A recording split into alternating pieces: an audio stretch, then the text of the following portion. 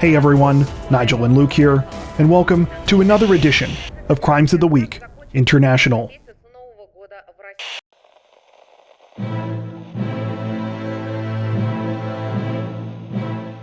Police in South Australia released a massive update in one of the state's longest-running serious crimes investigations this week, announcing that after nearly 20 years, they believe they have arrested the notorious and elusive bank robber known as the Bicycle Bandit.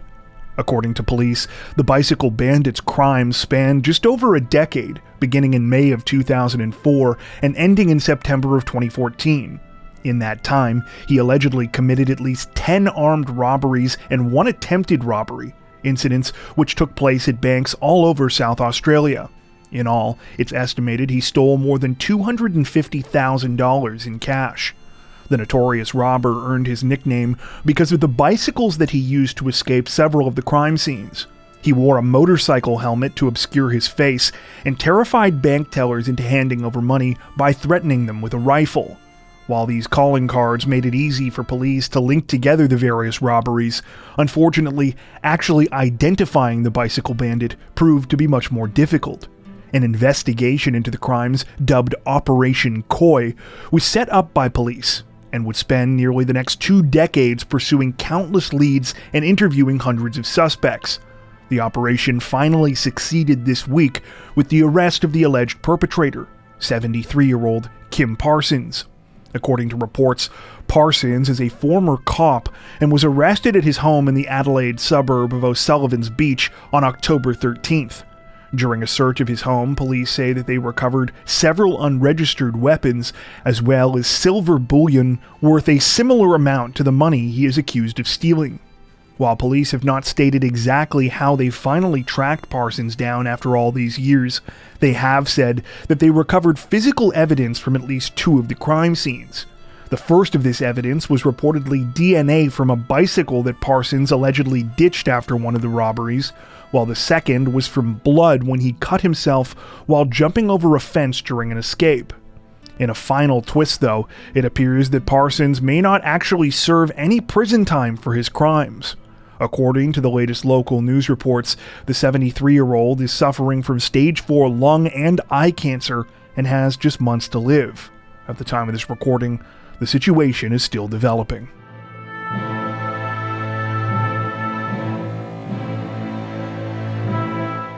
Authorities in the English county of Herefordshire say that they are investigating quite the bizarre theft case this week after they say a group of suspects stole nearly 3 dozen portable toilets from a local racing venue.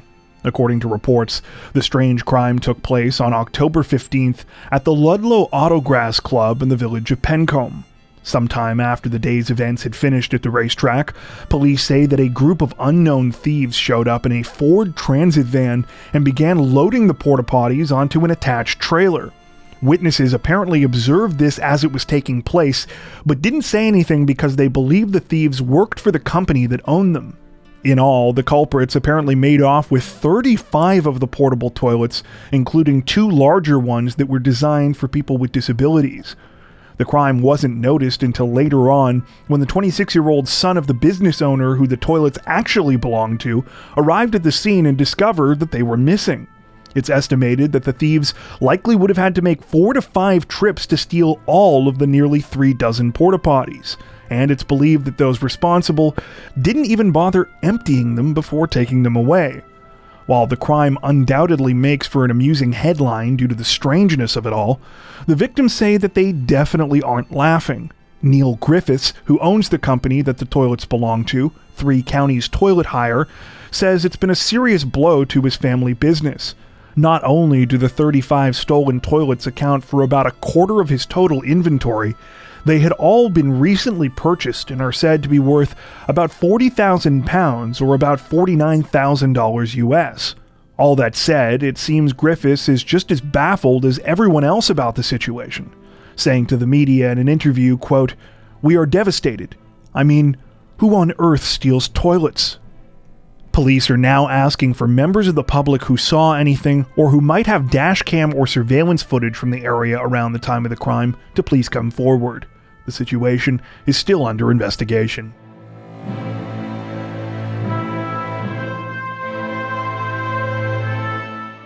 Authorities in the Indian state of Uttar Pradesh say that a British woman has been sentenced to death this week, more than 7 years after she and her secret lover murdered her husband in cold blood during what was supposed to be a fun vacation visiting family. According to reports, the case began on the morning of September 2nd, 2016, when the body of 34-year-old Sukhjit Singh was found in his bed on the second floor of his mother's home in the city of Shahjahanpur. From the beginning, it was clear that the husband and father of two had been brutally murdered. There was blood all over the bed, and it was discovered that he had knife wounds to his neck and had suffered blunt force trauma to the head. It wasn't long before police uncovered the horrifying motive behind the crime. It turned out that Sukhjit's own wife, Ramandeep Kaur Mann, had plotted the whole thing with her secret lover, Gurpreet Singh. Gurpreet had grown up with the victim, and they were supposed to be best friends. However, he reportedly began to turn on Sukhjit after beginning an affair with Ramandeep when the family came to visit him in Dubai. When Ramandeep returned home to the UK, she continued the affair with Gurpreet long distance until they reportedly came up with a plan so that they could be together permanently. They would kill Sukhjit to get him out of the way. For Ramandeep, there was apparently another huge motive. She wanted the payout from her husband's £2 million, or roughly $2.4 million life insurance policy. So it was that in September of 2016, Ramandeep proposed the idea of going to India to visit Sukhjit's family. He agreed, not realizing he was walking into a trap. On the night of the murder, Ramandeep cooked dinner, which she served to her husband and everyone else in the house, including her 2 young sons. That food was reportedly laced with drugs intended to make them all fall asleep. When the drugs took effect, Ramandeep reportedly let Gurpreet into the house, after which the pair attacked Sukhjit in his bed. At first, they tried to smother him with a pillow, but when he fought back, Gurpreet hit him in the head with the hammer before Ramandeep inflicted the fatal injuries to his neck with the knife. Unbeknownst to the killers, though, there was one person in the house who was not asleep. It turned out that the elder of Sukhjit's sons had not eaten the drug-laced food that evening because he wasn't hungry. As a result, he was awoken by the sounds of his father struggling for his life and heartbreakingly ended up witnessing the murder. His testimony was used to convict Ramandeep, as well as other physical evidence such as the murder weapon, which was found thrown in some bushes near the crime scene. At a recent trial, Gurpreet and Ramandeep were both convicted of the heinous murder. Gurpreet was given life in prison, while Ramandeep, who masterminded the plan, was sentenced to death. According to reports, Sukhjit's family was granted custody of his 2 sons following his murder.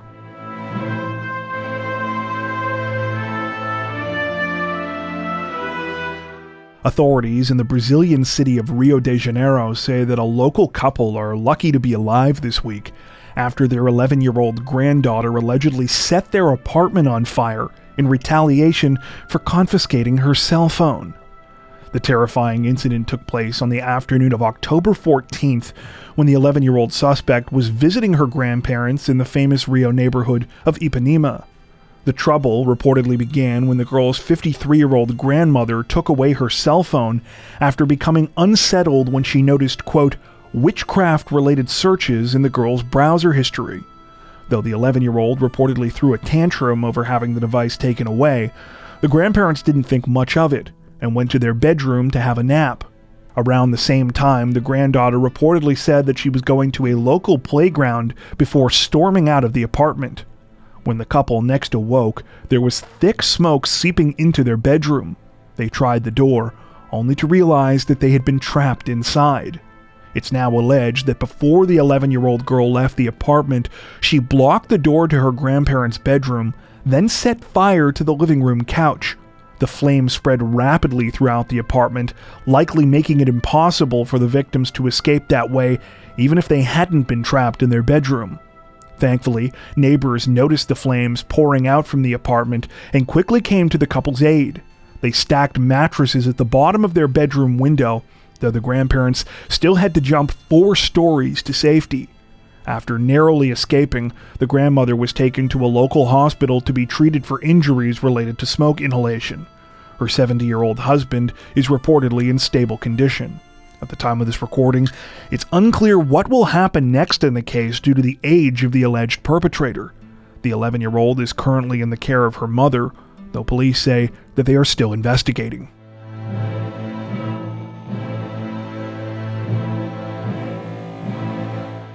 A Polish man has apparently given new meaning to the phrase acting like a dummy this week after he allegedly posed as a mannequin inside of a mall department store in order to commit a burglary. According to reports, the whole thing took place recently at a shopping center in the capital of Warsaw. It began when the suspect, identified only as a 22-year-old man, entered one of the mall's department stores shortly before closing time. Once inside, he made a beeline for one of the business's display windows, where he held a bag and did his best to stay still in order to blend in with the mannequins there. The 22-year-old allegedly waited until all of the staff had gone home for the night before proceeding to hunt around for things to steal. Eventually, he decided on some items in the store's jewelry section, which he pocketed. Unfortunately for the suspect, though, before he could leave, he was spotted by mall security, who detained him and called police. Apparently, this isn't the first time the 22-year-old has been caught for something like this. In fact, he was recently arrested for 2 other incidents with similar MOs. In the first case, the 22-year-old ate at a mall restaurant, staying there until the rest of the building had closed. When he left, he allegedly broke into a clothing store where he exchanged what he was wearing for a new set of clothes. In that case, he managed to actually make it out of the store after crawling out underneath the business's security shutters. However, once again, he failed to make it off the property when he decided to go to a second restaurant in the mall, where he was arrested. In the third incident, the 22-year-old apparently tried to take cash and other items from a store at a different mall after closing time, but was also arrested. At the time of this recording, the man remains in custody. If convicted of all 3 incidents, he could reportedly be looking at up to 10 years in prison.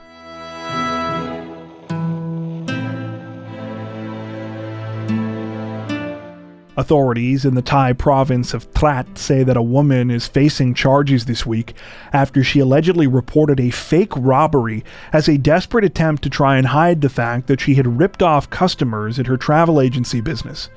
The whole thing apparently started on October 18th when the 45-year-old woman, who has not been identified by name, showed up at a police station in Mueang Trat district.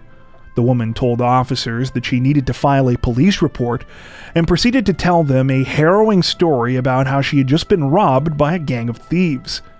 The woman said that she had been driving on a local road when out of nowhere she was cut off aggressively by a pickup truck and forced to come to a stop. As soon as she did, 2 of the 4 people inside the truck got out and ran up to her, demanding that she hand over all of her money. The 45-year-old said she was alone and afraid of being attacked, so she handed over 48,000 baht, or about $1,300 US in cash.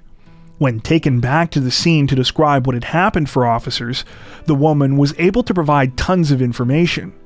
Too much information, as it turned out. As the 45-year-old was retelling the story, she began to give vivid details about all 4 of the thieves, down to their height, hairstyles, and what each of them was wearing. All this from a robbery that had lasted less than a minute. Police felt like the amount of information was pretty suspicious. This gut instinct was backed up when officers took a look at surveillance video in the area and couldn't find anyone that matched the detailed descriptions the 45-year-old had provided. That's when they started talking to the woman's family members to see if there was anything else that might be going on. Everything became clear when officers spoke to the woman's nephew, who explained that his aunt had been struggling to pay off a debt. How much was that debt, you ask? Exactly 48,000 baht.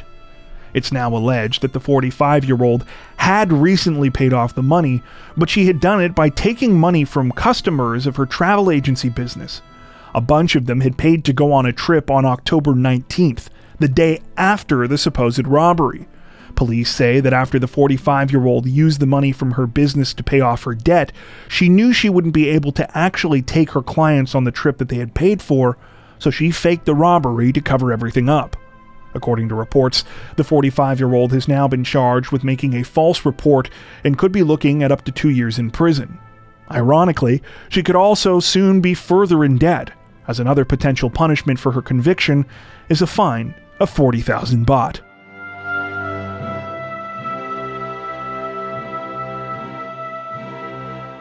Officials in France are condemning a heinous act of terror this week after a teacher was killed and 2 other people were seriously wounded during a knife attack at a high school in the country's north. According to reports, the incident took place on the morning of October 13th at Lycée Gambetta High School in the city of Arras.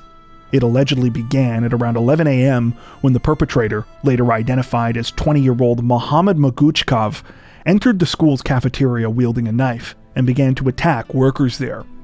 Witnesses say that the chaotic situation immediately caused a panic, though teachers and other staff members quickly worked to get students to safety and barricade them against the assailant. At the same time, some staff members attempted to more directly intervene. One of those people was 57-year-old Dominique Bernard, a French language teacher at the school.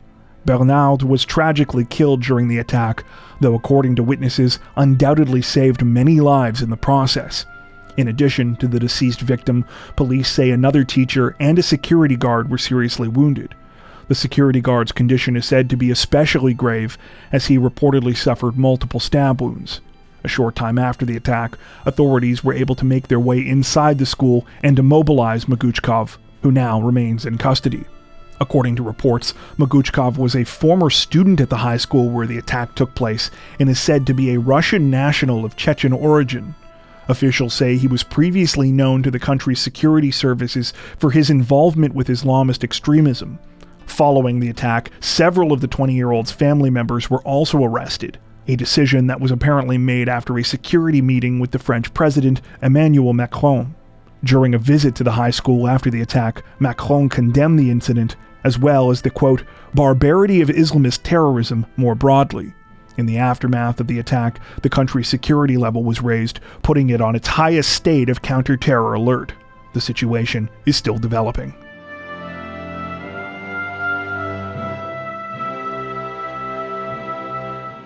Authorities in the Belgian capital of Brussels say that 2 people are dead this week and 1 person is seriously injured, following a disturbing shooting attack that officials believe was a terror-related incident specifically targeting Swedish victims. According to reports, the incident took place on the evening of October 16th on the Boulevard de Ypres, just north of the capital's city center. It began at around 7 p.m. when the gunman, later identified as a 45-year-old man by the last name of Abdesalem, pulled up on a scooter wearing an orange fluorescent jacket and opened fire on passers-by with a rifle. Moments later, he was seen chasing several people into the hallway of an apartment building while firing more shots before fleeing the scene. Sadly, 2 people were killed and 1 other was seriously injured. The victims have not been identified by name at the time of this recording, but are all said to be men of Swedish nationality who were in their 60s and 70s. The incident prompted an immediate response from police, who began a widespread manhunt for the suspect. At the same time, residents were advised to stay inside, and fans who had gathered to watch the Euro 2024 football qualifying match between Belgium and Sweden were evacuated due to security concerns. Shortly after the incident, videos appeared online filmed by the shooter where he allegedly confessed to the crime. Disturbingly, he claimed that he was, quote, fighting for God and that he had killed Swedish people. The search for the perpetrator came to an end the following morning when police found Abdesalem at a cafe in Brussels' Schouwburg neighborhood. He was still reportedly armed and was shot and killed by authorities. Belgian officials now say that Abdesalem, who was a Tunisian national, was in Belgium illegally at the time of the incident. He had applied for asylum in 2019, however his application was rejected the following year after it was suspected he was involved in human trafficking. Swedish officials, meanwhile, stated that they believed Abdesalem was inspired to commit this week's attack by the Islamic State terror group. At the time of this recording, the situation is still under investigation. Before we wrap up, we'd like to take a second to give a huge shout out to everyone who has made it this far into the video. Seriously, thank you so much for watching. If you found today's upload interesting and informative, we'd be honored if you'd consider liking and subscribing, as well as hitting the notification bell and selecting all notifications to stay up to date with our latest releases. If you're looking for additional ways to help support the channel, we'd love to have you join us over on Patreon. Patrons get ad-free and early access to all of our content, as well as 4 additional stories per week for each of our Crimes of the Week and Crimes of the Week International videos. You can learn more at patreon.com/crimezone, where you'll also find some of the fine folks whose names are currently on screen. All that being said, we understand that not everyone has the means to support financially, and that's totally okay. We appreciate every like, sub, share, and comment that you send our way. Once again, thanks so much everyone, and take care.